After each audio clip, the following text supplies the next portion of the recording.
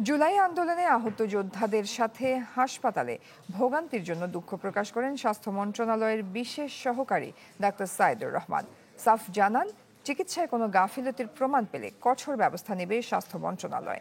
রাজধানীতে বাংলাদেশ হেলথ ওয়াচের গবেষণার ফল প্রকাশের অনুষ্ঠানে এসব বলেন তিনি। এ সময় রাজনৈতিক প্রভাবমুক্ত স্বাস্থ্য ব্যবস্থার আহ্বান জানান বক্তারা। যাদের তাজা রক্ত আর ত্যাগের বিনিময়ে নতুন বাংলাদেশ, তাদের কণ্ঠে আজও ক্ষোভ, রাষ্ট্র নিয়ে হতাশা। আমার মা অনেক ডাক্তার দুই হাত জড়ে পায়ে ধরছে, তাও কোনো ডাক্তার আমাকে ভর্তিতে রাখেনি। এখানে আমরা জনগণের স্বার্থে, দেশের স্বার্থে গেছিলাম। সেই দেশের মানুষই কিন্তু আমাদের সাথে বড় বড় গাদ্দারি গুলা করছে। 5 আগস্টের পরে অন্তত পক্ষে 30টার উপরে সভা করা হয়েছে। সবার পরে আসলে কি হয়, 2-4টা আপনার কমিটমেন্ট হয়, কমিটমেন্টের পরে আবার ভুলে যায়, আরেকটা সভা হয়। এভাবে কি দেশ চলবে?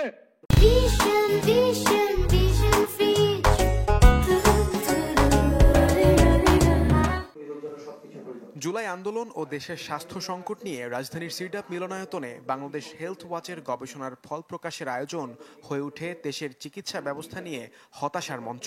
এ সময় চিকিৎসকরা জুলাই আগস্ট আন্দোলনের সময় বাধা দেয়া হাসপাতাল মালিকদের সর্বোচ্চ বিচার দাবি করেন। আমাদের একটা জিনিস ভুলে গেলে চলবে না যে এখানে একটা পলিটিক্যাল চাপ ছিল।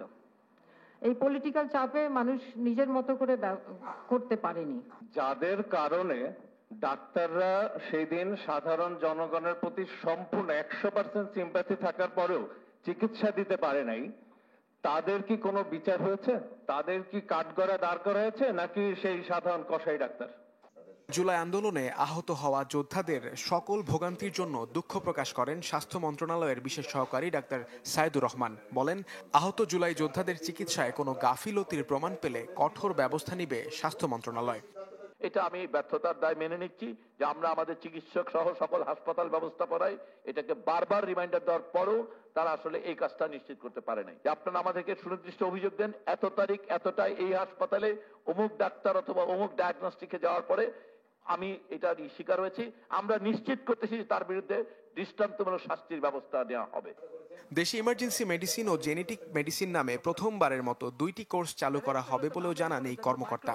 আগামী 1 থেকে 1.5 বছরের মধ্যে দেশে ভালো অ্যাম্বুলেন্স সেবা চালু হবে বলেও আশা তার।